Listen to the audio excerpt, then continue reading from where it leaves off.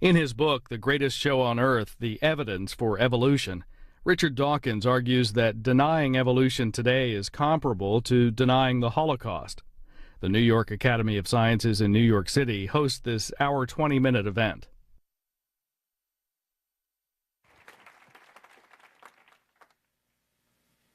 We have a war on our hands. You've just heard that more than 40% of the US population, according to Gallup, believes that the world came into existence less than 10,000 years ago. That is a quite astonishing disconnect from reality. The reality is that the world is 4.6 billion years old, and I've mentioned this calculation many times before. The equivalent of believing that the world is only 6,000 years old, which is the official biblical figure, is to believe that the distance from New York to San Francisco is less than 8 yards. That's the scale of the error that we're talking about, and it's an error that, if Gallup is to be believed, is in the minds of 44% of the American population.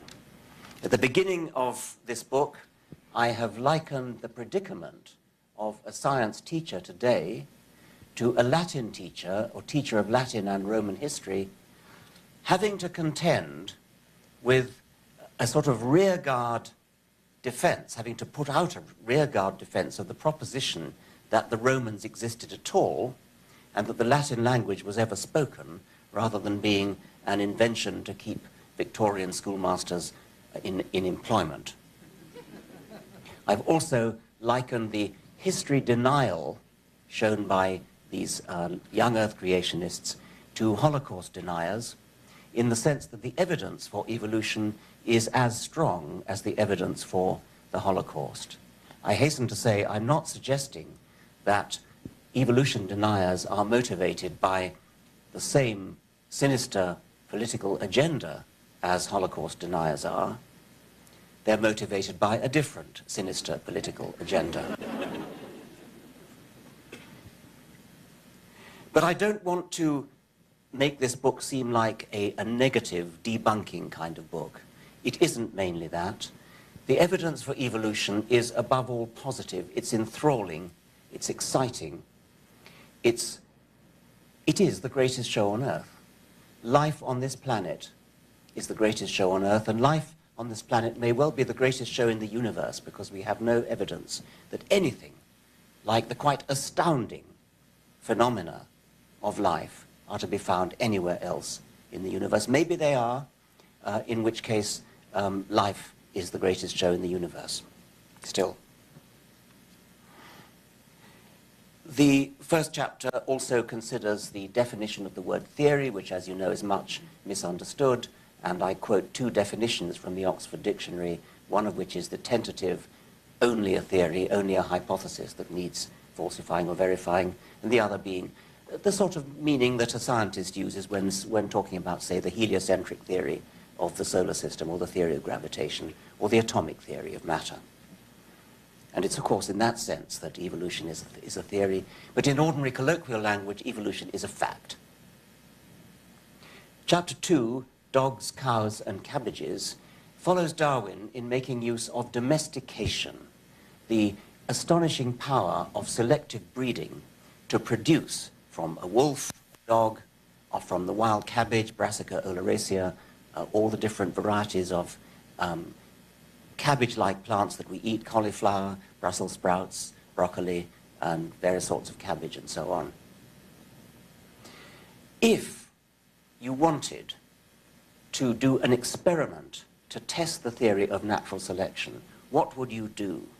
Well, experiment implies human intervention. What you would do would be to administer the selective force yourself as an experimenter. In other words, you would do artificial selection, which is what humans have done inadvertently at first in breeding dogs and cabbages and pigeons and so on.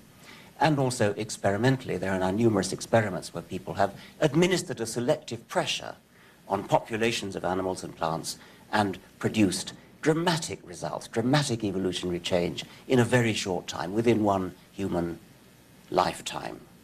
A nice example is the work of Belayev, Russian geneticist who studied silver foxes and bred them artificially for tameness. And he succeeded in breeding super tame foxes, which behaved like dogs, licked your face, wagged their tail, behaved just like dogs. What's more interesting is that after only about 30 years, he has these foxes that look like dogs. They look like collie dogs, no longer look like foxes. They've got black and white patches on their coats. They've got floppy ears. They bark like dogs. That is a curious phenomenon of traits being dragged along in the wake of other ones. He selected only for tameness, but what he got was dog-like characteristics in all sorts of other respects. That's an interesting side glance. The important point is that he produced dramatic evolutionary change in a mere 30 years. And if you can do that in 30 years, just think what could be achieved in 100 million years. It would not be artificial selection, of course, it would be natural selection. Coming on to that. Chapter 3, the primrose path to macroevolution. This chapter is an exercise in seduction, starting with artificial selection, which we've just been talking about, showing the power of artificial selection. I'm trying gradually to wean the reader on to natural selection by going through a number of intermediate stages. The peahen selects the peacock in something like the same way as human breeders select Frisian cattle or white leghorn hens.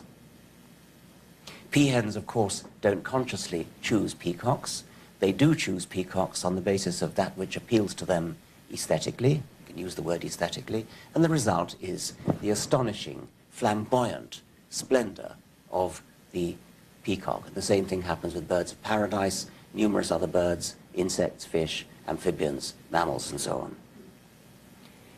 Flowers, the brightness of flowers, the bright colors of flowers, the exotic, the seductive perfumes of flowers, these were, first of all, chosen by insects, choosing the flowers that they would visit to, and from the flower's point of view, pollinate. That's what the flower gets out of it. The insect gets nectar, of course, usually. What the insect started, human horticulturalists carried on with. So something like a wild rose, a pretty little flower, but nothing to compare with the beautiful roses that human gardeners have produced by artificial selection, the beautiful perfumes. What I'm saying, the point I'm making, is that what human selectors have done is simply to carry on where the insect selectors left off. So we can regard insects as doing the same kind of job as human artificial selectors. Anglerfish have a fishing rod sticking out of the top of their head with a bait on the end, and they play their prey, small prey, down into the vicinity, cast the rod down into the vicinity of the mouth. Small fish are attracted to the bait. When they get sufficiently close to the mouth, the anglerfish opens up its great maw, and the inrush of water sucks in the prey. It's obviously a very sensible way to get prey.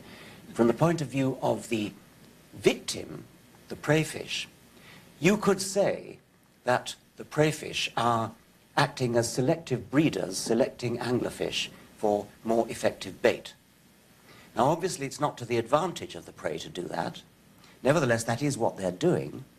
So you see how the primrose path to macroevolution, the seductive path, is working. I'm gradually moving towards natural selection.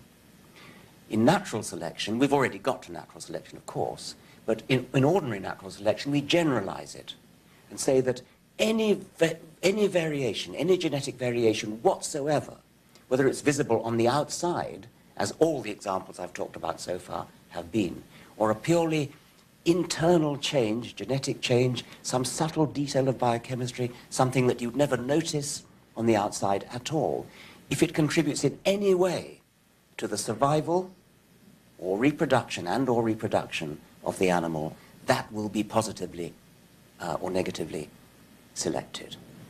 We've moved now up the primrose path of seduction from artificial selection, which anybody can understand, and which was understood, of course, long before Darwin, to natural selection, which only Darwin and Wallace, it could be argued anyway, really grasped. It was Darwin and Wallace who saw that the principle of artificial selection that everybody understood could be generalized to nature.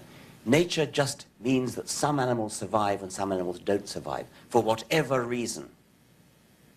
And that has exactly the same effect as if there was a human breeder choosing which puppies to save and which puppies to kill, which puppies to breed from, which puppies not to breed from. In order to get major macroevolutionary change, such as changing fish into mammals, you need time. Artificial selection, we've seen that in human terms in a few centuries, we've seen what can be done, but in natural selection, evolution, we've got hundreds of millions of years. We need to know how, we need to set out the evidence that we do have hundreds of millions of years. In Darwin's time, this was doubted.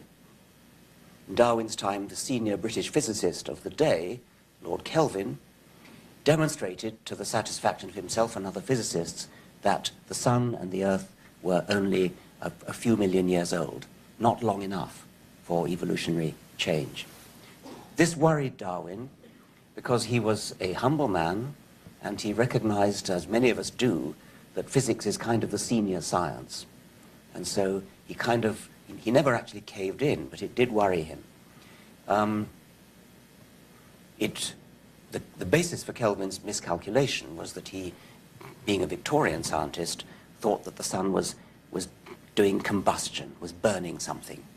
He didn't really think it was coal, but something like burning coal, in which case his calculation would have been correct. It's a nice quirk of history that it fell to Charles Darwin's son, Sir George Darwin. Charles himself was never knighted.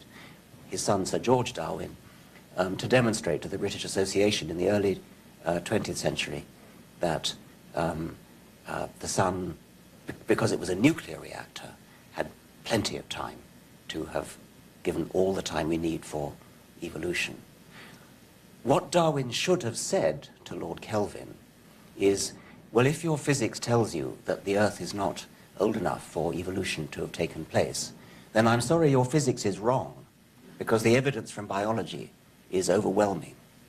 That would have been the correct response. As it turned out, the refutation came finally from physics. My chapter mostly goes into the details of how we know how old the Earth is, how we know how old fossils are, mostly using radioactive dating. Physicists will tell us the half-life of isotopes, and these isotopes gives, for example, potassium-40 decays to argon-40 with a half-life of 1.26 billion years. At the moment when molten lava solidifies, crystals are formed, and at that moment you could say that the clock is zeroed. The potassium clock is zeroed, the argon-40 content is zero. And at any later time, if you measure the argon-40 content and the potassium-40 content and compare the two, knowing the half-life of this particular decay, you can calculate the exact moment, within ordinary limits of error, the exact moment when that crystal was formed, when that lava solidified. Fossils don't occur in igneous rock, so you have to look for igneous rock that is to be found in the vicinity of a fossil in sedimentary rock, and that's not too difficult to do, and the science of dating is now well developed, and it's how we know how old fossils are and how we know how old the Earth is, 4.6 billion years. There are other ways in which we know that as well. The next chapter, Before Our Very Eyes, I've said that mostly evolution takes a very, very long time, and there are exceptions to that. There are some cases where we see natural evolution taking place sufficiently fast that an individual scientist can study it within one scientific lifetime, a matter of decades. And I discuss a number of examples of this, but they're fairly few, these examples, compared with the evidence that we have from the massive amount of time that's been available for long-term macroevolution. And for that, I use the analogy, it's a recurrent analogy throughout the book, of a detective coming on the scene of a crime too late to be an eyewitness. And this would be the normal situation for a detective. It's not granted to many detectives to actually be eyewitnesses to a murder. They come upon the murder afterwards, and they then look at clues which remain. Fingerprints, footprints, bloodstains, all sorts of other things that are left lying around. And from this, the detective infers what must have happened. The equivalent for evolution is clues that remain, which hugely outnumber in number and strength the clues that are available to any detective in any ordinary murder mystery. So beyond reasonable doubt, which is the criterion that juries are supposed to work to, the evidence for evolution is far beyond reasonable doubt. It's just beyond all possible, conceivable, sane, sensible doubt. Chapter 6, missing link. What do you mean, missing? Creationists love the fossil record because they think it's an embarrassment to evolutionists, because they point out that there are gaps in the fossil record. Well, of course there are gaps in the fossil record. What do you expect? Would you expect every single species that's ever lived to fossilize? We're lucky to have fossils at all. If we didn't have a single fossil, if not a single corpse that ever fossilized, the evidence for evolution would be utterly secure. We don't need fossils to demonstrate evolution. It's nice that we've got them, because they tell us a lot about the history of life, but we don't need them to demonstrate that evolution is a fact. The evidence comes from other sources. The biggest gap, and the one that creationists love best of all, is the gap before the Cambrian era, just over 500 million years ago. Before that time, there were rather few fossils, and most of the major animal phyla appear relatively suddenly in the fossil record in the Cambrian. I wrote in an earlier book, I'm going to just read a passage.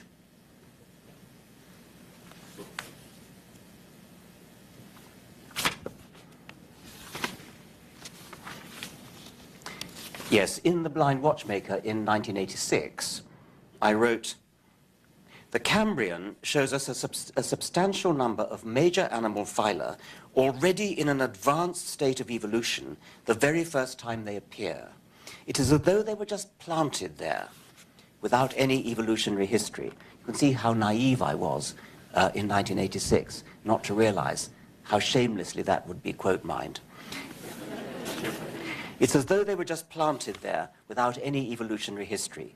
Needless to say, this appearance of sudden planting has delighted creationists.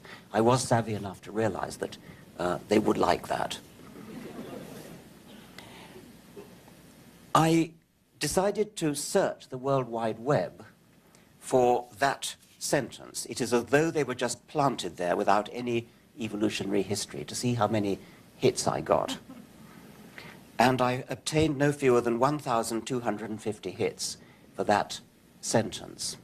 Well, you need a control, if you're a scientist, to compare that with, otherwise you don't know what you expect to get, how many hits you'd expect to get from a sentence like that. So I looked at the very next sentence from The Blind Watchmaker, which was, "Evolutionists of all stripes believe, however, that this really does represent a very large gap in the fossil record." The number of hits I obtained for that, as compared to the 1,250 for the first quote, the number of hits I obtained for the second quote was 63. The ratio of 1,250 to 63 is 19.8, and I call that ratio the quote mining index. The quote mining index is also very high for the famous quote from Darwin, where he talks about the eye and says something like, "To suppose that the eye, with all its," and he goes into detailed sentence about all the highly complicated ways in which eyes are adapted and adjusted and do self-focusing and self-stopping down. He says, "To suppose that the eye could have been formed by numerous small incremental changes seems absurd in the highest degree."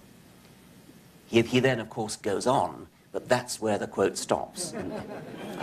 And they miss out Darwin's immediately following explanation for how actually, although it seems absurd, it's not absurd. And once again, we have a very high quote, mining index. The ratio, I've done it for that too, the ratio of the number of hits for the two quotes is also very high. What is... Well, before leaving the Cambrian explosion, I just want to make one more point. There are modern animals, for example, flatworms, the great phylum Platyhelminthes, which includes tapeworms and flukes, and free-living Turbellaria, which are beautiful animals, they're delightful animals, often very brightly colored, very ubiquitous, very common, enormously common. There are more species than there are of mammals, for example. Not a single fossil of a Platyhelminth has ever been found, or authentically found. In other words, we have here a major modern phylum which has no fossil history at all. It is as though it were planted here yesterday. So you see how illogical it is to say that because there are no fossils before a certain point, therefore there were no animals. There are all sorts of reasons why an animal doesn't fossil. It may be too small. It may be that it doesn't have hard skeletal parts. That's the case for the flatworms, for example.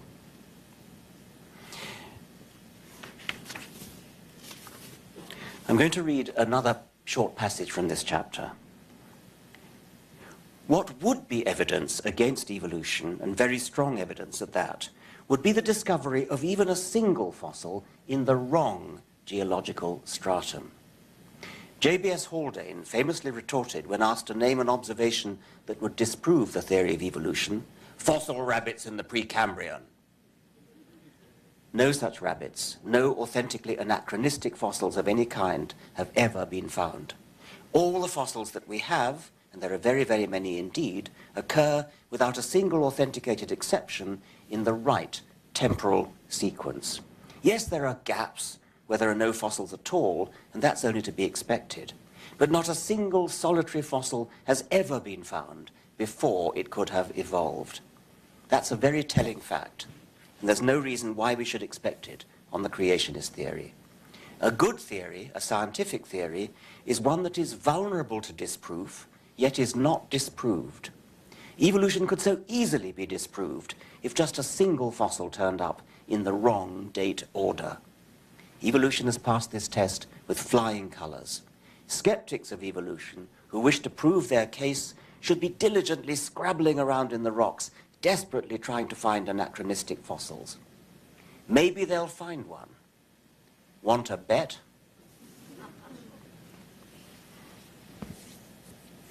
The next chapter carries on the theme of fossils into human fossils. It's called Missing Persons, Missing No Longer. And I'm going to read just a little bit about the type specimen of Australopithecus africanus, which is the so-called tawny child. Australopithecus was the genus that almost certainly preceded our own genus Homo in our evolutionary ancestry. In other words, we're almost certainly descended from members of the genus Australopithecus, although it may not be any one of the species that have so far been named. The first Australopithecine to be discovered, and the type specimen of the genus, was the so-called tawny child. At the age of 3½, the tawny child was eaten by an eagle. The evidence is that damage marks to the eye sockets of the fossil are identical to marks made by modern eagles on modern monkeys as they rip out their eyes. Poor little tawny child, shrieking on the wind as you were borne aloft by the aquiline fury, you would have found no comfort in your destined fame 2.5 million years on as the type specimen of Australopithecus africanus. Poor tawny mother, weeping in the Pliocene. I want at this point to raise a point of terminology which I think is extremely relevant. The tawny child, I said, was the type specimen of Australopithecus africanus. That means it's the specimen that was first discovered and described and to which people refer when they have a new specimen and they want to know, does it belong to this species or not? So each new fossil, or new animal indeed, that's discovered is always given a Linnaean binomial name, a specific name preceded by a generic name, like Homo sapiens, Australopithecus africanus, or whatever it is. When a fossil is actually intermediate between two species or two genera, and on the evolutionary view, there must be such fossils, we are not allowed by our conventions of nomenclature to give it an intermediate name. There's no machinery in language to give a name that is intermediate between, say, Australopithecus afarensis and Homo habilis. Yet, if there must have been a member of the genus Homo that was the immediate child of a member of the genus Australopithecus, but you can immediately see that that's nonsense, because how could a baby be a different genus from its mother? Obviously, in every single case, every baby born is the same species, let alone the same genus, as its mother. If you were to walk backwards down through your ancestral tree, starting with your mother, and then your grandmother, great-grandmother, let's just stick to females for convenience, great-great-grandmother, and so on, you would go back and back and back and back and back, go back as far as you like, and gradually the animals that you were walking past, as you walk past your ancestors, would be gradually, ever so slowly changing into something else. By the time you got back to about 6 or 7 million years ago, you would be looking at an animal which was the common ancestor between ourselves and chimpanzees. And you could then, if you wish, turn around and start walking forwards along the line leading to chimpanzees.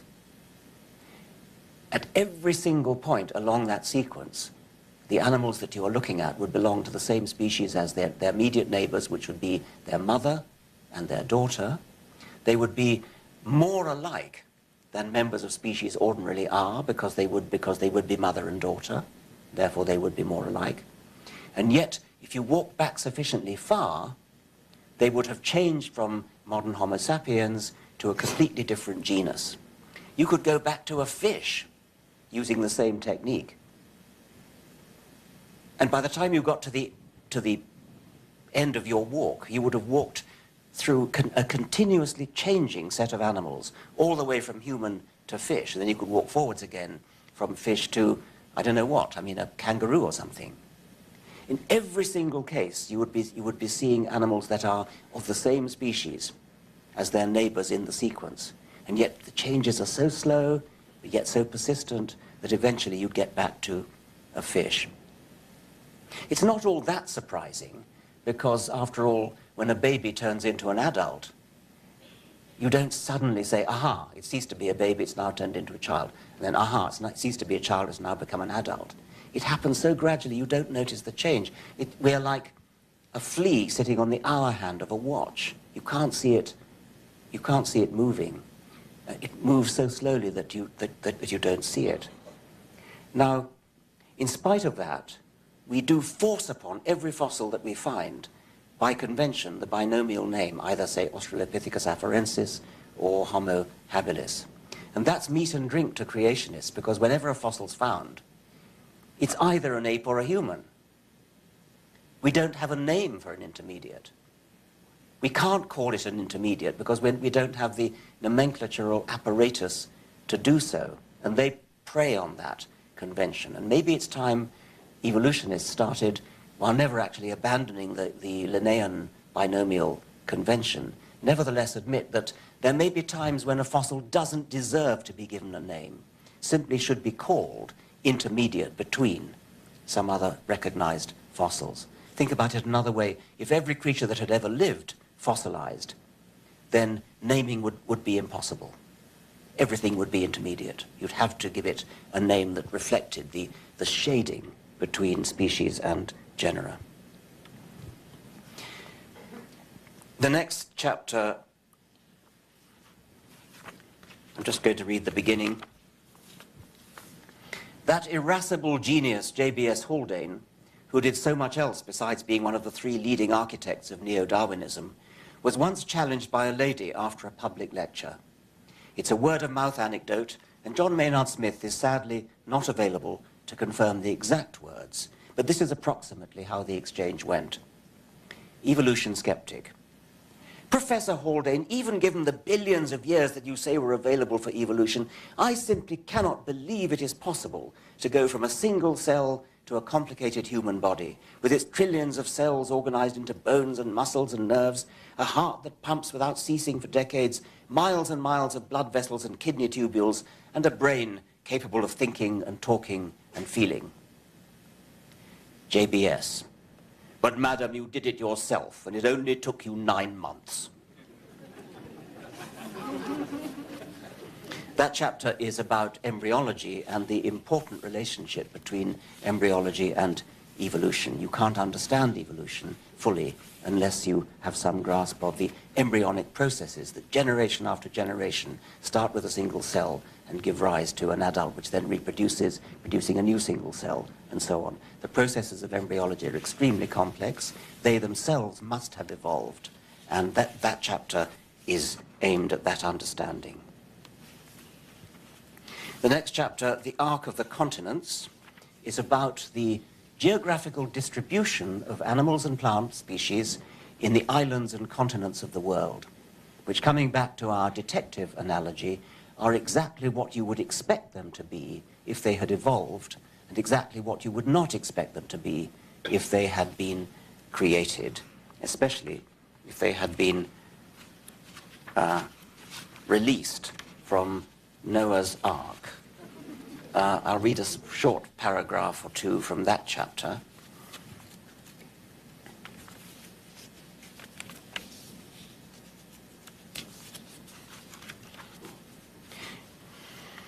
It is almost too ridiculous to mention it, but I'm afraid I have to, because of the more than 40% of the American population who, as I lamented in chapter 1, accept the Bible literally. Think what the geographical distribution of animals should look like if they'd all dispersed from Noah's Ark. Shouldn't there be some sort of law of decreasing species diversity as we move away from an epicenter, perhaps Mount Ararat? I don't need to tell you that is not what we see.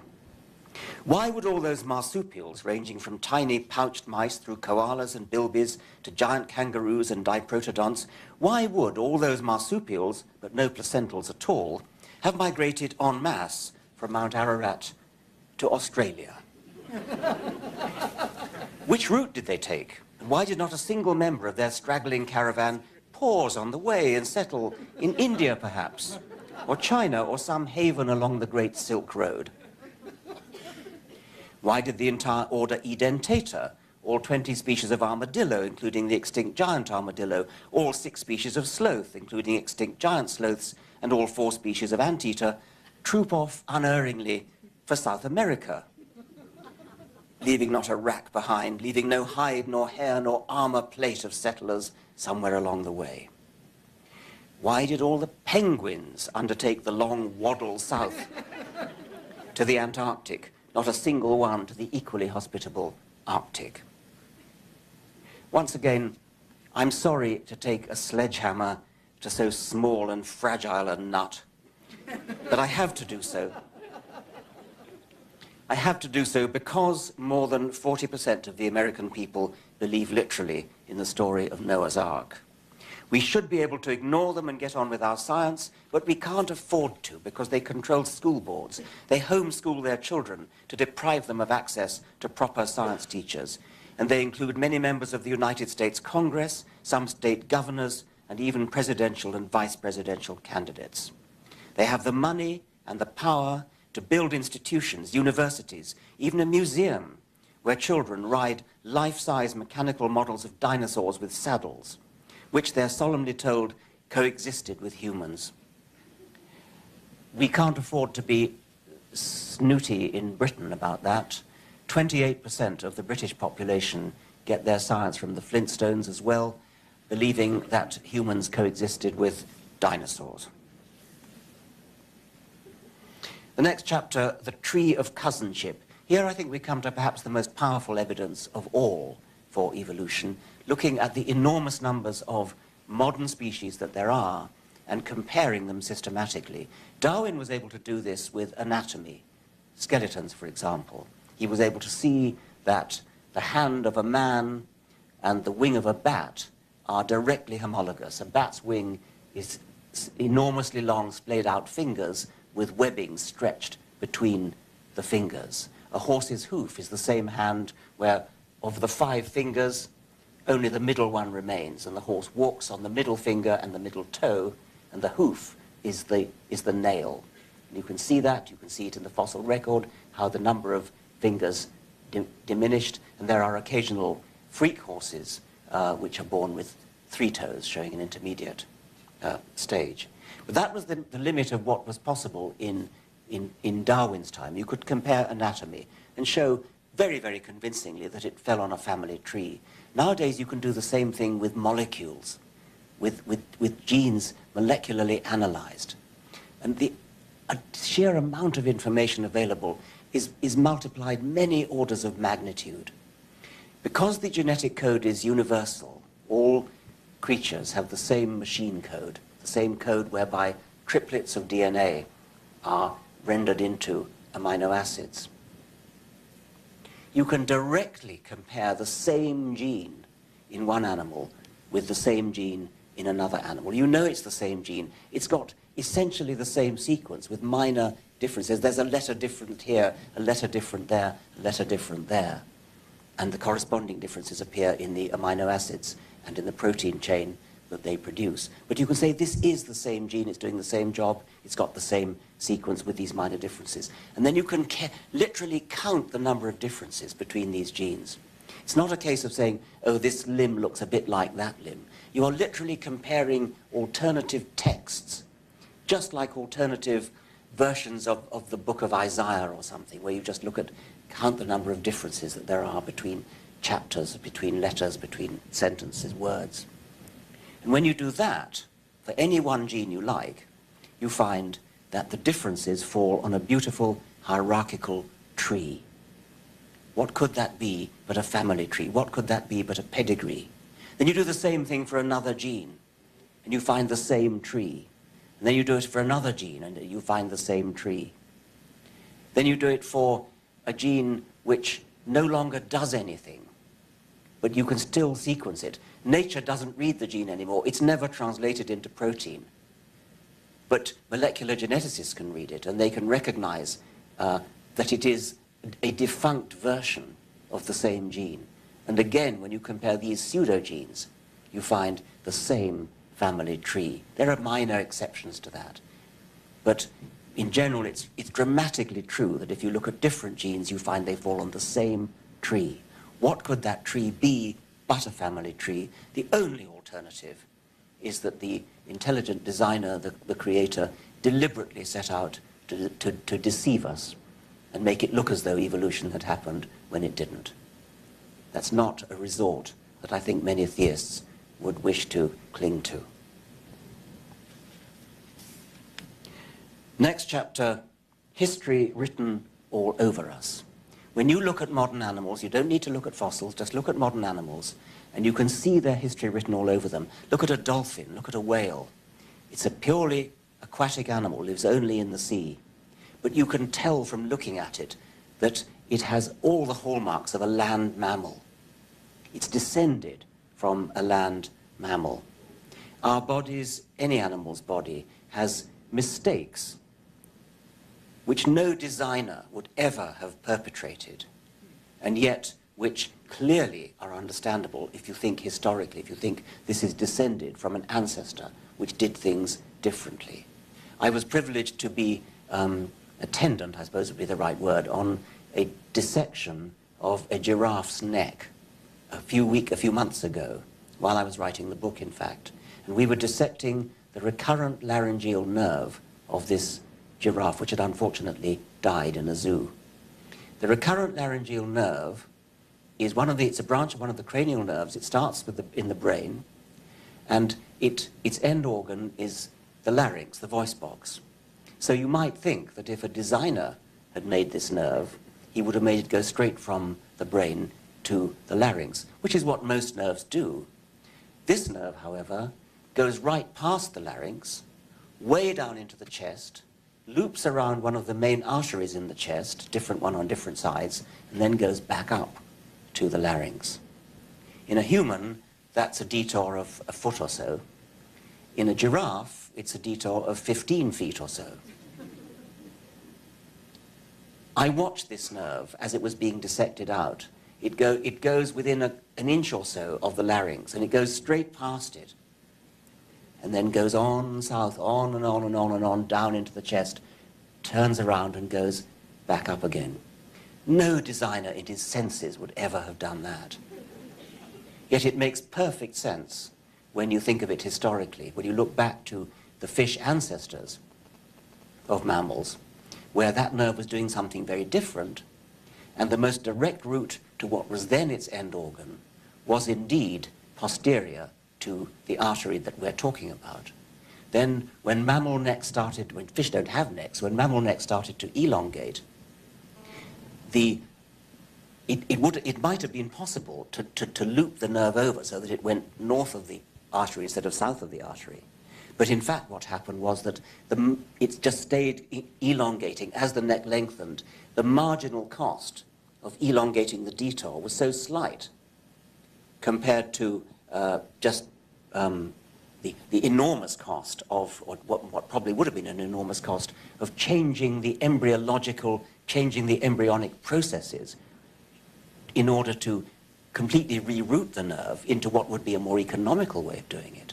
The marginal cost was slight, just another millimeter. What's another millimeter? Evolution happens gradually, just elongate it a bit more.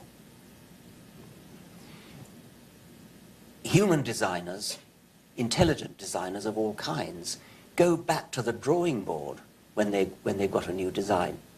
When the jet engine, when the jet plane was invented, when the jet engine was invented, the designer of the first jet engine started with a clean drawing board. He didn't start with a propeller engine and then modify it rivet by rivet, screw by screw, nut by nut, which is the equivalent of the way evolution has to work. Imagine what a jet plane would look like if it was a gradually step-by-step modified propeller plane.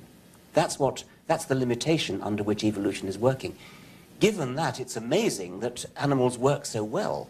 The reason they work so well is despite these bodges, these bungles, as we would look at, as an engineer would call them, evolution, natural selection is a brilliant tinkerer that comes along afterwards and makes corrections after the event. So, for example, with the vertebrate retina in the eye, which is back to front, once again, what an atrocious piece of bad design that is.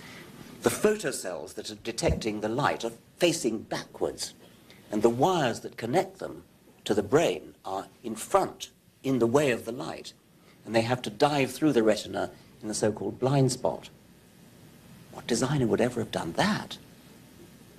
Yet we see very well, because natural selection makes up for the initial bodge by superb tinkering of detail, which means that we end up seeing very well. Arms Races and Evolutionary Theodicy, Chapter 12. The evolutionary arms race, I think, is a very important and interesting idea. Animals become adapted to their environment, but if the environment is the inanimate environment, like the weather, say an ice age comes, and then a drought comes, and then a flood comes, and something else comes, the evolution of the animals just tracks the environmental change. When the cold weather comes, they get shaggier coats. When the cold weather goes, the coats become less shaggy. This all happens in evolutionary time. But what if it's not the weather we're talking about, but predators? Predators are actually getting better at being predators because they're evolving too. On the other side, prey animals are getting better at getting away from predators. And so unlike the weather, which is maybe unpleasant, but it's not deliberately out to get you, predators are. And prey animals are deliberately out to get away from you. And they're getting better at it. And so in evolutionary time, we see an arms race where the predators get a bit faster at running, and the prey animals have to get a bit faster, and the predators get faster, and it goes on escalating until now you see superb feats of speed by cheetahs and leopards on the one side, and by gazelles, antelopes, zebras, American antelopes on the other hand, on the other side. And when you look at any beautifully designed, apparently designed piece of biological machinery, like an eye or a knee joint, a fast-running leg, an efficiently pumping heart that goes on for a long time.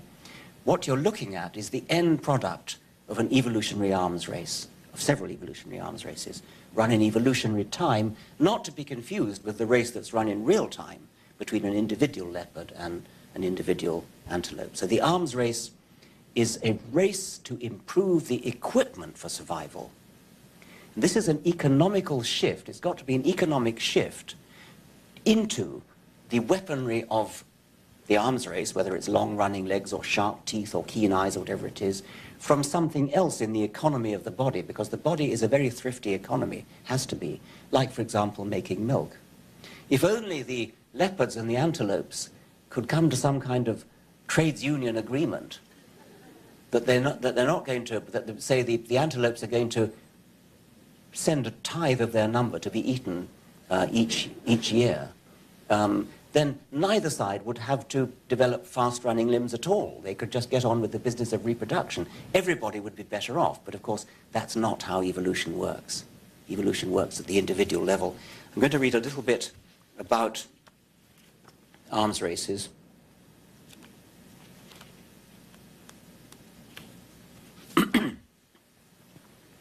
One thing about arms races that might worry enthusiasts for intelligent design is the heavy dose of futility that loads them down. If we're going to postulate a designer of the cheetah, he has evidently put every ounce of his designing expertise into the task of perfecting a superlative killer. One look at that magnificent running machine leaves us in no doubt. The cheetah, if we're going to talk design at all, is superbly designed for killing gazelles. But the very same designer has equally evidently strained every nerve to design a gazelle that is superbly equipped to escape those very same cheetahs. For heaven's sake, whose side is the designer on? When you look at the cheetah's taut muscles and flexing backbone, you must conclude that the designer wants the cheetah to win the race. But when you look at the sprinting, jinking, dodging gazelle, you reach exactly the opposite conclusion. Does the designer's left hand not know what his right hand is doing? Is he a sadist who enjoys the thrill, who enjoys the spectator sport and is forever upping the ante on both sides to increase the thrill of the chase? Did he who made the lamb make thee? Is it really part of the divine plan that the leopard shall lie down with the kid and the lion eat straw like the ox? In that case, what price the formidable carnassial teeth, the murderous claws of the lion and the leopard? Whence the breathtaking speed and agile escapology of the antelope and the zebra? Needless to say, no such problems arise on the evolutionary interpretation of what is going on. Each side is struggling to outwit the other because on both sides, those individuals who succeed will automatically pass on the genes that contributed to their success. Ideas of futility and waste spring to our minds because we are human and capable of looking at the welfare of the whole ecosystem. Natural selection cares only for the survival and reproduction of individual genes. Now finally, the last chapter is called "There is grandeur in this view of life," which you'll recognize as a quotation from Darwin. It comes from the very last paragraph of The Origin of Species. And my last chapter takes each sentence of Darwin's last paragraph and makes each sentence into a section heading of my last chapter. And the body of the section is an exegesis of that sentence of Darwin. And the last sentence of Darwin's book is, "Endless forms, most beautiful and most wonderful, have been and are being evolved." And I'm going to read the last page of the book in conclusion. The fact of our own existence is almost too surprising to bear. So is the fact that we are surrounded by a rich ecosystem of animals that more or less closely resemble us, by plants that resemble us a little less and on which we ultimately depend for our nourishment, and by bacteria that resemble our remoter ancestors and to which we shall all return in decay when our time is past. Darwin was way ahead of his time in understanding the magnitude of the problem of our existence, as well as in tumbling to its solution. He was ahead of his time, too, in appreciating the mutual dependencies of animals and plants and all other creatures in relationships whose intricacy staggers the imagination. How is it that we find ourselves not merely existing, but surrounded by such complexity, such elegance, such endless forms, most beautiful and most wonderful? The answer is this: it could not have been otherwise, given that we are capable of noticing our existence at all and of asking questions about it. It is no accident, as cosmologists point out to us, that we see stars in our sky. There may be universes without stars in them, universes whose physical laws and constants leave the primordial hydrogen evenly spread and not concentrated into stars. But nobody is observing those universes, because entities capable of observing anything cannot evolve without stars. Not only does life need at least one star to provide energy, stars are also the furnaces in which the majority of the chemical elements are forged, and you can't have life without a rich chemistry. We could go through the laws of physics one by one and say the same thing of all of them. It is no accident that we see ... The same is true of biology. It is no accident that we see green almost wherever we look. It is no accident that we find ourselves perched on one tiny twig in the midst of a blossoming and flourishing tree of life. No accident that we are surrounded by millions of other species, eating, growing, rotting, swimming, flying, walking, burrowing, stalking, chasing, fleeing, outpacing, outwitting. Without green plants to outnumber us at least 10 to 1, there would be no energy to power us. Without the ever-escalating arms races between predators and prey, parasites and hosts, without Darwin's war of nature, without his famine and death, there would be no nervous systems capable of seeing anything at all, let alone of appreciating and understanding it.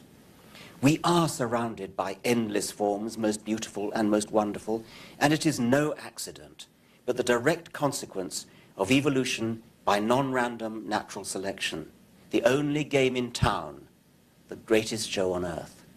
Thank you very much.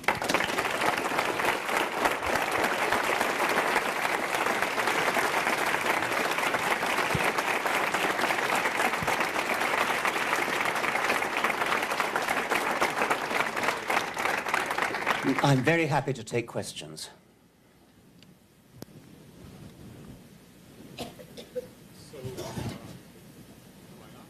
I think that this mic needs turning on.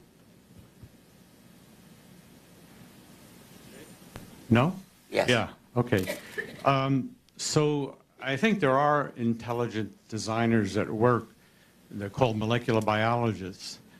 And I was wondering what you think the implications are for the course of evolution of our ability to modify plants and animals and us eventually.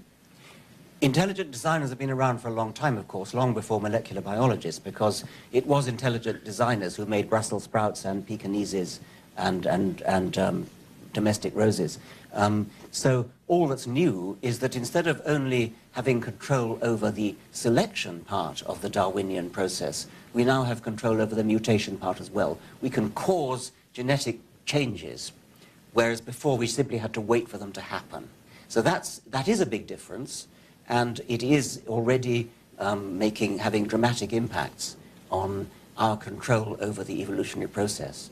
But we've had a fairly good control over it for a long time, starting with inadvertent control and moving on to the more systematic and deliberate control of scientific agriculture and horticulture and plant and animal breeding. Cool. A lot of scientific innovations have led to a better understanding of anomalies and discrepancies. For example, the general relativity finally explained the discrepancies. Is that mic on? Yep. Oh, sorry, I'm not close enough, sorry. I will start again. A lot of scientific innovations have led to a better understanding of anomalies and discrepancies. For example, the general theory of relativity led to a better understanding of the discrepancies of Mercury's orbit. We have plenty of anomalies left in science, such as dark matter, dark energy, the pioneer anomaly, lucid theory of everything, that kind of stuff. what discrepancies do you think would lead to, if we investigated them more, would lead to a better understanding of evolution? Yeah, that's a very interesting question. I think that particular model of the history of science works very well for physics. It's not easy to see quite how it would work in evolutionary science. I suppose you might say that the theory of punctuated equilibrium could be regarded as an example of that, where the discrepancies that were observed were apparent departures from the expectation of gradualness towards the view that the apparent gaps in the fossil record might not be the actual gaps. It might actually really represent a genuine punctuation event. I don't favour that theory as much as some people do. I think it probably works in some cases. Anyway, I don't need to go into that now. That might be one possible example. There probably might be others. I'd need to think about that. Thank you. Thank you. Thank you for an engaging talk. Darwin considered changing the term natural selection to natural preservation. I believe I read in a letter of his. What would be the implication to the greatest show on earth with the concept of natural preservation over selection?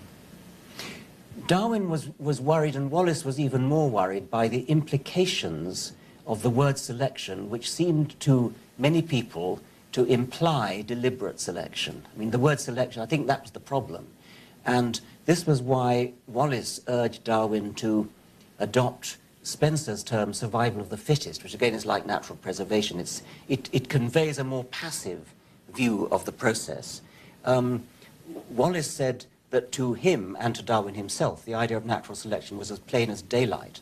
But to many people it was not, and to many people, and it's undoubtedly true that in Victorian times, people did think that there had to be some kind of selector. They just couldn't quite grasp the idea that it really was just preservation. It really was just the survival of the fittest. I'm not sure that many people have that problem now. I think people have other problems now. Survival of the fittest gave rise to all sorts of other confusions, which I think are even greater than the confusions that the Victorians saw in natural selection. Hi.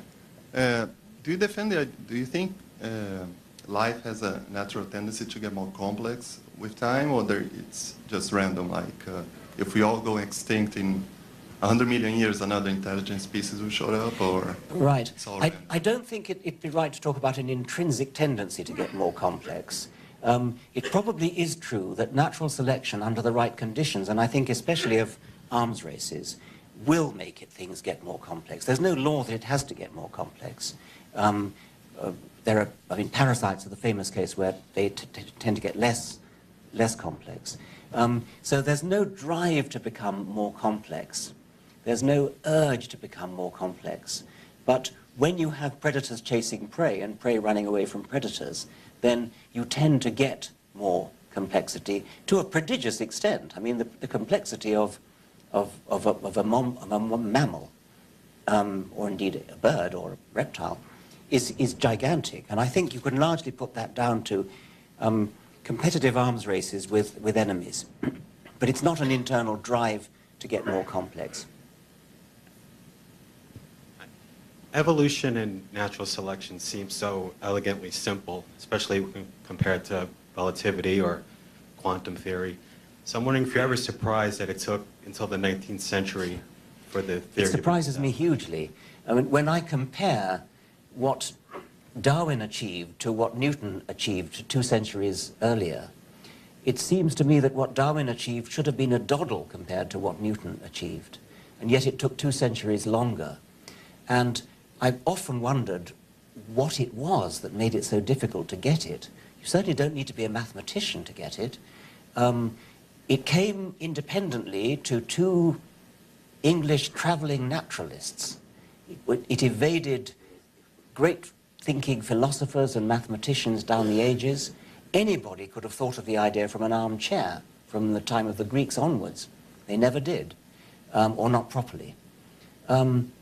Ernst Mayr, who died only a couple of years ago at the age of 100, thought that the stumbling block was what he called essentialism, philosophical term, which conveys the idea that animals and plants have a kind of essential, have an essence, which is as fixed and unalterable as, for example, the essence of a triangle. It comes from the Greeks, who were geometers at heart, and a triangle is a figure with a fixed definition. A triangle is a triangle is a triangle. It's a polygon with three sides. And people seem to see rabbits and rhinoceroses as though they were triangles, incapable of changing into anything else. It's not clear to me why they should have thought that, but that's Meyer's diagnosis, that people could see how you could get kind of minor changes within rabbit kind, but the idea of extrapolating those minor changes until a rabbit turned into something quite different, you no longer call a rabbit. Even a fish turning into a human after a sufficient length of time, that seemed to be beyond people. Maybe because the sheer time it takes is greater than people can grasp. We're so used to the idea that rabbits are rabbits that we don't live long enough to see them turn into anything else. But it's a real mystery why the achievement of Darwin, which seems so simple, took so much longer. Or maybe it was that the achievement of Darwin, which was to show that you can get from, without any design at all, that you can produce structures so complex that it seems like utter and complete common sense they must have had a designer. Maybe that is so far from common sense that people who had the intellect to do what Darwin did, it just wouldn't have even occurred to them to even doubt the possibility that something as complicated as a brain or an eye or a heart could have had no designer. Excuse me. So lateral gene transfer challenges your ideas that all genes in the same organism have the same evolutionary history. And creationists have been using this to say, well, since we can't know the true tree of life, that obviously something's wrong. And I'd wonder if you could address that and when you were going to address that in a book of yours. There was an issue of New Scientist which appeared earlier this year with the dramatic headline, "Darwin was wrong." You can imagine how the creationists used that. It turned out, if you actually read the article, that it was nothing to do with Darwin being wrong. What it was about was lateral gene transfer.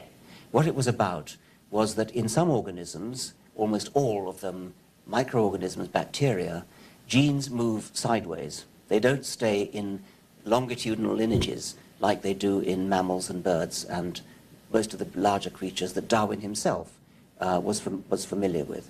Now, it is true that if you look at bacteria, you no longer get the nice simple rule that says every gene comes down from parents, grandparents, great-grandparents, great-great-grandparents, and so on. Because we have that rule in the animals we're familiar, and plants that we're familiar with, the tree of life is a simple branching tree. It never meets branches. Once they've separated, once the species has split into two, and there's a little bit of a sort of fudge going on while they're splitting when some kind of crossbreeding becomes possible, is possible, remains possible.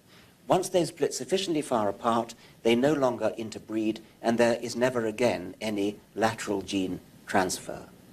From then on, the tree of life goes on branching and branching and branching without any anastomoses, without any networking, without any crossing over. That's not true of bacteria. In bacteria, they promiscuously and liberally adopt a kind of copy and paste policy with respect to genes. Bits of genome are just simply copied from one bacterium and pasted into another one with abandon. And so it's true that at the root of the tree of life, where we have bacteria, it's, as I think Dan Dennett said, it's more like a banyan tree than an oak tree. It's got a massively crossing gene transfer. So you've got to do a special trick when you get to the bacteria. You no longer think of individuals as gene machines that are struggling to pass on their genes longitudinally down through the generations. However, the idea of the selfish gene still works a treat. The selfish gene is simply trying to maximize its own propagation into the future. And if it can do it by copying and pasting itself into another bacterium, so much the better. So not only was Darwin not wrong, because Darwin didn't know about bacteria, Dawkins wasn't wrong, because at the level of the selfish gene, this is a happy hunting ground for selfish genes, is dashing around from bacterium to bacterium like quicksilver. That's wonderful stuff for the selfish gene. Yeah, I have 100 questions, but I just limited to one. So I read the New York Times review of your book by Nicholas Wade, and he actually took you to task. It was largely a positive review, but he took you to task for asserting that evolution is a fact. And as a technical point, he made an argument that it's a theory, and then actually accused you of having a, I'm not sure if I get this right, but I think it's a lack of appreciation for the cognitive nature of science. Yeah. Which is, I was insulted for you, but yes. I'm not even sure what it is. Yes. Nicholas Wade was, I have to say, very unfairly treated by the commenters to my website, richarddawkins.net, where we posted this. He really got a bit of a drubbing there. I think it boils down to the difference between what philosophers of science say, where you wouldn't wish to say that anything was a fact. I mean, you would wish to say that everything that we ordinarily call a fact is just a hypothesis that hasn't been disproved. So it is not a fact that the world is round and not flat. It is a hypothesis that has never been disproved. Now, as Stephen Jay Gould said, there does come a point where that kind of kowtowing to philosophy of science needs to sort of merge into a bit of common sense. And the way he put it was, there comes a point where it becomes simply perverse to say, well, we're still waiting to see if this hypothesis is going to be disproved. The hypothesis that the world is round and not flat is never going to be disproved. And the same, I would maintain, is true of evolution. So while it's right to say that philosophers of science would prefer not to use the word fact, because the word theory is so wantonly misunderstood by lay people, egged on and abetted by creationist propaganda, we are better off using a word that ordinary lay people understand, such as fact, because we're using the word fact in exactly the same way as, for example, a court of law would use the word fact. If a lawyer wagged his finger at you and said, is it or is it not a fact that you were in New York on the night of September the 24th, you would not say, well, it's a hypothesis that's difficult to disprove or something of that sort. You would answer, the lawyer would have you on toast if you said something like that. You would have to answer either it's a fact or it's not a fact. That's the sense in which evolution is a fact. The same as the fact that I'm standing at a wooden lectern in New York City. Hi. It seems like we're making good progress as a species and a society. We don't think that the Earth is the center of the universe, and we're not like using leeches anymore to treat people. Well, some people are, but leeches are coming back. And in our country, you know, we're moving towards being allowed to do stem cell research, but at the same time, we've got like Sarah Palin, and like we had a president who said that the jury was out on evolution. So, do you think that we really are moving in the right direction overall? And are these things just sort of setbacks that we shouldn't lose too much sleep over? I do think setback's a good word. I think what we have is a progressive movement which is not steady but has a kind of sawtooth effect to it. There's politics going on here, of course. When something like the Sarah Palin phenomenon is probably not really about scientific truth. It's probably about political, what shall we say, grievances. Maybe there's a sort of inferiority complex among people who don't have a very good education against people who do. I suspect there may be something like that going on here. But I am enormously encouraged as I go around the country, and I tend to make a point of going to places not like New York. I mean, I tend to go to places which are the so-called Bible Belt. And I'm hugely heartened by the warmth of the reception that I get in places like Oklahoma and Kansas and Alabama, great big crowds cheering. And I think that's because they feel beleaguered. I think it's because they find that somebody coming in from the outside who can say what he likes because he's flying out on the next plane. And yet they hear somebody articulating what they feel, but perhaps are intimidated from saying because they don't want to be ostracized at the golf club or whatever it might be. And people say that to me in the book signing queue over and over again. They thank me for coming. They say, thank you for coming to Kansas. We needed somebody to say what you've just said. This is what I feel. And they suddenly notice a whole lot of other people in the hall, thousands in some cases, and they recognize that they're surrounded by people. Admittedly, they're in a minority, but they can see that they're not alone. And I think that's leading to a change. I think you see it on the internet. I think it may be leading to a sort of critical mass phenomenon, whereby once the numbers of such people grow beyond a certain point, it'll suddenly go, and you'll suddenly notice a dramatic change.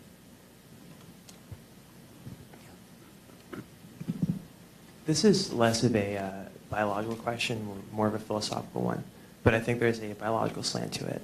So do you subscribe to the theory of determinism, or do you think there's any biological evidence that indicates free will in humans or animals?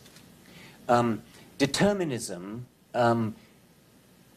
in the philosophical sense of whether every event that happens in the universe, indeed, is determined and in principle predictable from earlier events, is not a question which a biologist needs to answer separately from philosophy or physics. This is a more general question. Physicists may answer using the idea of quantum indeterminacy, and that might be relevant to biology if quantum indeterminacy affects biological events, such as whether or not a nerve cell fires at a particular moment or not. I don't have the expertise as a philosopher to say whether it is right that all events in the universe are predetermined by other events, and certainly being a biologist doesn't give one any right to make such a thing. What I can say as a biologist is that the idea of genetic determinism, which is a much more restricted meaning of the word determinism, the idea that everything about us is determined by our genes, is not justified by the facts, and is nothing whatever to do, contrary to many critics, nothing whatever to do with the theory of the selfish gene. The theory of the selfish gene has been widely misunderstood as a genetic deterministic theory, misunderstood by those many people who have omitted to read the rather large footnote to the title of The Selfish Gene, which is the book itself.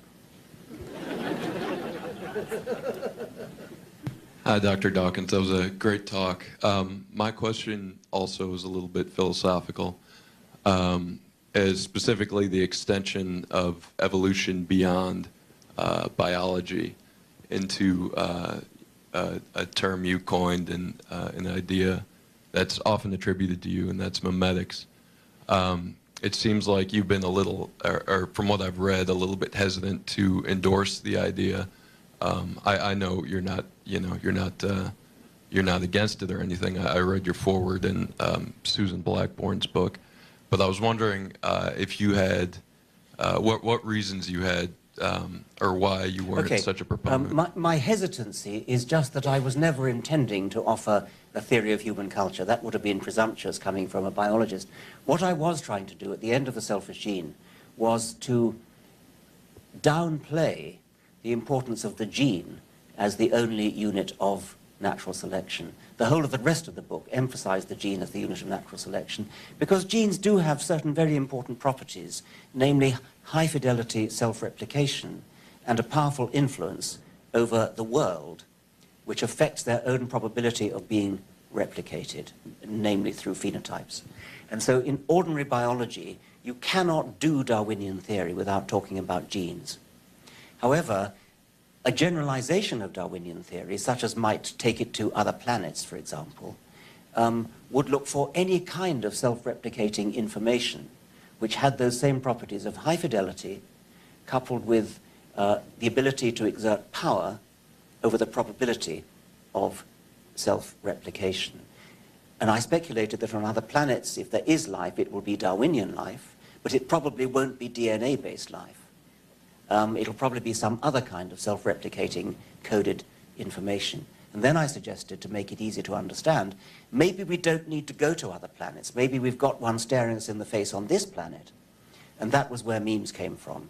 Maybe the sort of soup of human culture, which is all our brains interacting with each other and passing information when we copy, when we imitate, when information flows from one brain to another. Is it possible to identify units of information being transferred which have high fidelity and which perhaps have power over their probability of, in this case, being imitated, and I think they are. I mean, I mentioned things like tunes that people whistle in the street and that other people pick up. You catch it like a virus, and you hear this damn tune and it goes around in your head and you can't get rid of it. And so you whistle it and somebody else hears it and he whistles it and somebody else hears it and whistles it, and it will spread through a whole lot of people. And the same could be true of all kinds of things, clothes, fashions, not just in humans. I mean, habits. Great tits in England, when we had milk bottles delivered on doorsteps, learned, individual genius great tits and blue tits, learned to open the milk bottles, and then others watched them and imitated, and it spread literally like an epidemic. You could actually trace this habit, non-genetic, it's entirely non-genetic, spreading like an epidemic, like a measles epidemic around the country through various focal points. Natural selection theoretically could work on replicators of that kind. And in that case, we would have mimetic selection, mimetic evolution. Excuse me. My question is actually more of a comment or observation. Sometimes I feel that part of the problem with the lay public not understanding evolution is that we evolutionary biologists don't always give a complete answer. So, for example, when asked to explain evolution, we usually go into something that explains natural selection and give an example like the industrial melanism moths or antibiotics or pesticides. But at the end of the day, you've still got moths or bacteria or insects. And it seems like that what we usually forget is that in the process of speciation, you need to have geographic isolation producing reproductive isolation. And we oftentimes leave that out. And well, we oftentimes do, but I'm happy to say I didn't. Yeah, and you're absolutely right. And I didn't talk about peppered moths at all. And what we need are more examples of the speciation process than just natural selection. Okay, I take your point. Good. Yes, Professor Dawkins. The extraordinary similarities between ourselves and other species that evolutionary biology helps us understand, do you think it has an ethical implication in terms of our treatment of non-human animals? I mean, in my understanding, you are not a speciesist. I think it does have ethical implications. If you think about the way in which we give special treatment to humans, for example, in the case of abortion, human fetuses are treated as babies. And a lot of people think that it's murder to abort a human fetus, whereas they quite happily go and eat a cow, which of course has much more capacity to suffer than any human fetus does. Now, evolution immediately has an impact on this debate, because if you think going backwards through evolution, at some point we are connected to cows.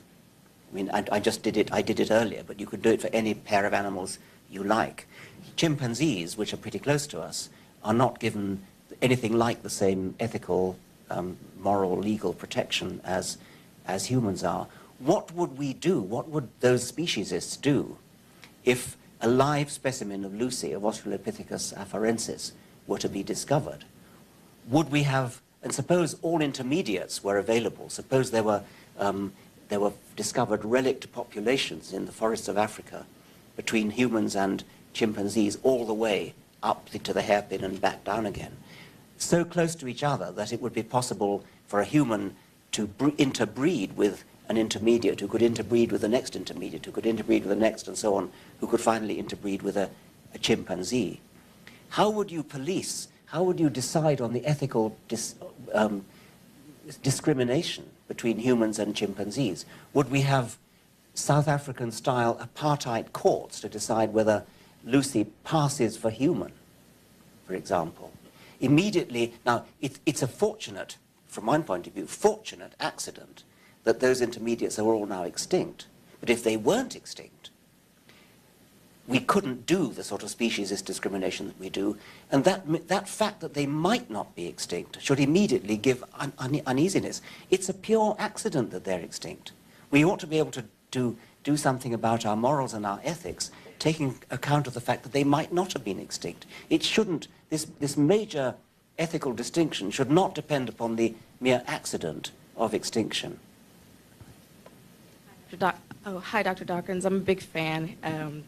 I have, most of the elders in my family are like myself, devout Christians. How do I, and they also don't really believe in evolution, how do I convince them to read your book or at least consider evolution without making a personal attack on their faith? It shouldn't seem like a personal, I mean, it's not only a personal attack on their faith. A personal attack on somebody's faith is often interpreted as a personal attack on them. It has a deep emotional wounding effect. It's like saying they have an ugly face or something like that. So it's very difficult. I mean, I think you can only reason them to say, look, the disagreement is a mere disagreement about cosmology, about biology. Why should this be such an immense barrier? Why should you resist so strongly when you don't resist an argument about the quality of a piece of music or the quality of a football team or the quality of a play or the quality of a book? But when it comes to religion, you suddenly feel all emotionally bound up with it. I should have thought that wouldn't be beyond the grasp of most people. But I admit it is very, very difficult, and I wish you luck in your endeavor. You know, dogs and wolves still can interbreed. Looking back at the point of bifurcation in the development of new species, all the species that are defined as species lose the ability to interbreed. So is there some sort of a common process in all of life that says once you reach a certain point, you can't interbreed anymore? Yes, it happens first when the chromosomes of the two, if you take a hybrid, like say a hybrid between a donkey and a horse, a mule or a hinny, the chromosome, the genes can still work to produce an animal, and a mule is a perfectly strong and fit animal. But when it comes to make sperms or eggs, the chromosomes need to come together in order to perform the process of meiosis. And if there's a sufficient difference between the chromosomes, as there is between horses and donkeys, then the chromosomes can't come together in meiosis, and so the animal cannot make gametes. It can't make viable sperms or eggs. That's the first thing that happens. The later thing that happens is that the animals don't even want to mate with each other because they look too different or smell too different. So it is a gradual process. It doesn't, there's a sudden curtain comes down. It says, right, you're now a separate species, you can't interbreed. What happens is it's usually in geographical isolation. The ancestors of horses and donkeys would have been split by some kind of geographical barrier, and they would have drifted apart, or maybe been selected apart, sufficiently far that when they met again, they either didn't want to breed again or couldn't breed again, interbreed again, and that's the point where biologists come along and say, okay, they're now a different species. It is a gradual process, but once it's happened, it's never reversed. I think that we... Thank you very much, Dr. Dawkins.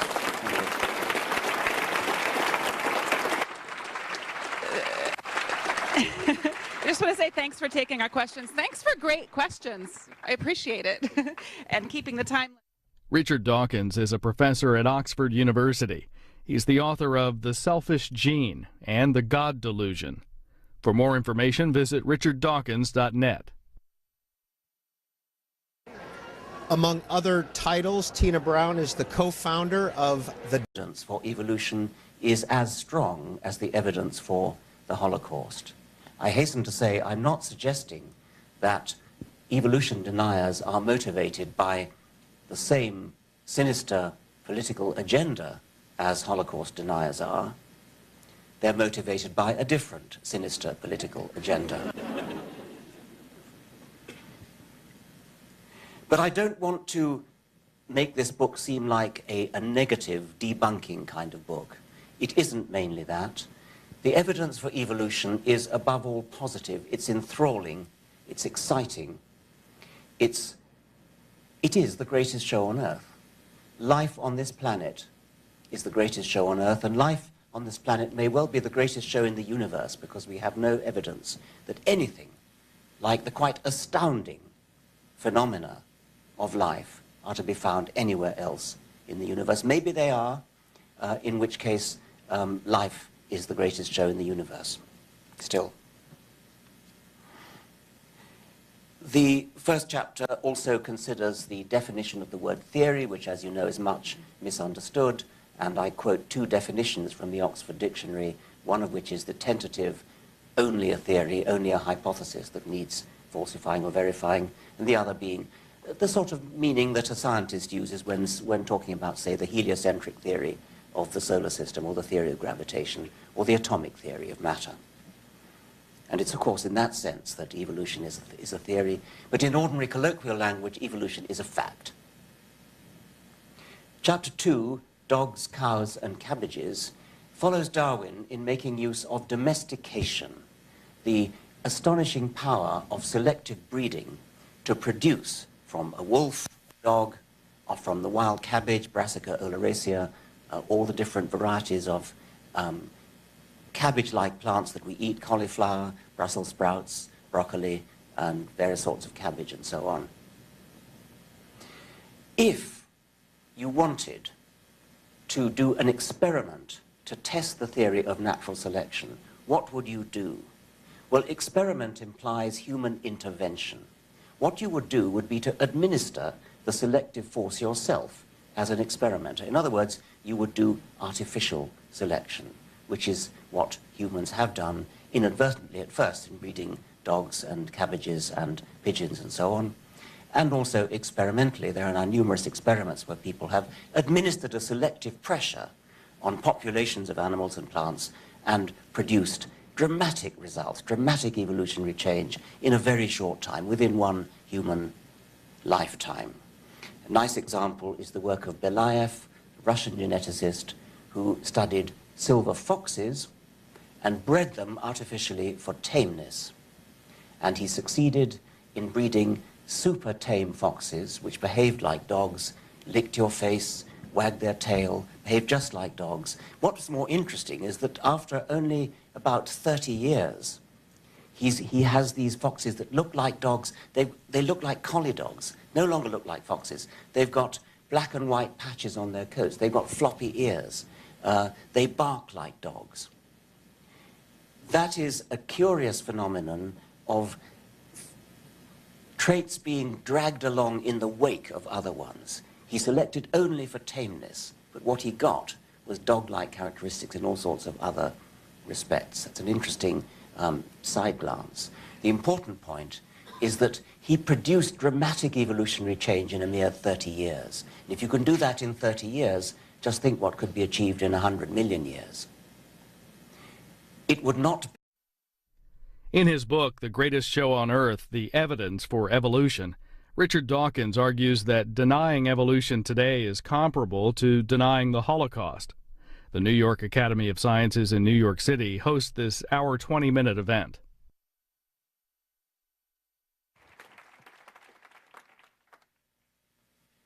We have a war on our hands. You've just heard that more than 40% of the US population, according to Gallup, believes that the world came into existence less than 10,000 years ago. That is a quite astonishing disconnect from reality. The reality is that the world is 4.6 billion years old, and I've mentioned this calculation many times before.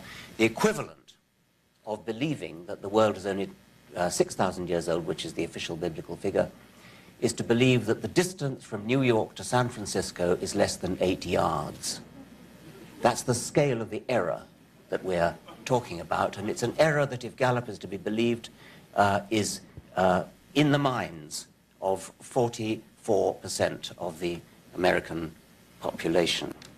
At the beginning of this book, I have likened the predicament of a science teacher today to a Latin teacher, or teacher of Latin and Roman history, having to contend with a sort of rearguard defense, having to put out a rearguard defense of the proposition that the Romans existed at all, and that the Latin language was ever spoken, rather than being an invention to keep Victorian schoolmasters in employment.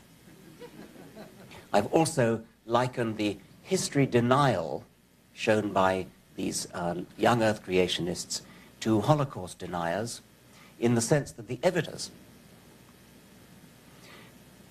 anglerfish have a fishing rod sticking out of the top of their head with a bait on the end, and they play their prey, small prey, down into the vicinity, cast the rod down into the vicinity of the mouth.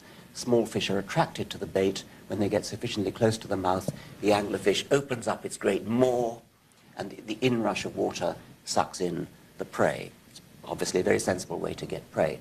From the point of view of the victim, the prey fish, you could say that the prey fish are acting as selective breeders, selecting anglerfish for more effective bait.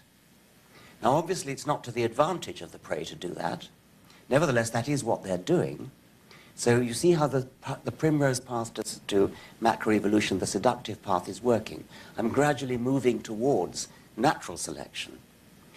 In natural selection, we've already got to natural selection, of course, but in ordinary natural selection, we generalize it and say that any variation, any genetic variation whatsoever, whether it's visible on the outside, as all the examples I've talked about so far have been, or a purely internal change, genetic change, some subtle detail of biochemistry, something that you'd never notice on the outside at all, if it contributes in any way to the survival or reproduction of the animal, that will be positively or negatively selected. We've moved now up the primrose path of seduction from artificial selection, which anybody can understand, and which was understood, of course, long before Darwin, to natural selection, which only Darwin and Wallace, it could be argued anyway, really grasped. It was Darwin and Wallace who saw that the principle of artificial selection that everybody understood could be generalized to the artificial selection. Of course, it would be natural selection. Coming on to that. Chapter 3, the primrose path to macroevolution. This chapter is an exercise in seduction. Starting with artificial selection, which we've just been talking about, showing the power of artificial selection, I'm trying gradually to wean the reader on to natural selection by going through a number of intermediate stages. The peahen selects the peacock in something like the same way as human breeders select Frisian cattle or white leghorn hens. Peahens, of course, don't consciously choose peacocks. They do choose peacocks on the basis of that which appeals to them aesthetically. You can use the word aesthetically. And the result is the astonishing, flamboyant splendor of the peacock. And the same thing happens with birds of paradise, numerous other birds, insects, fish, amphibians, mammals, and so on. Flowers, the brightness of flowers, the bright colors of flowers, the exotic, the seductive perfumes of flowers, these were, first of all, chosen by insects, choosing the flowers that they would visit to, and from the flower's point of view, pollinate. That's what the flower gets out of it. The insect gets nectar, of course, usually. What the insect started, human horticulturalists carried on with. So something like a wild rose, a pretty little flower, but nothing to compare with the beautiful roses that human gardeners have produced by artificial selection, the beautiful perfumes. What I'm saying, the point I'm making, is that what human selectors have done is simply to carry on where the insect selectors left off. So we can regard insects as doing the same kind of job as human artificial selectors.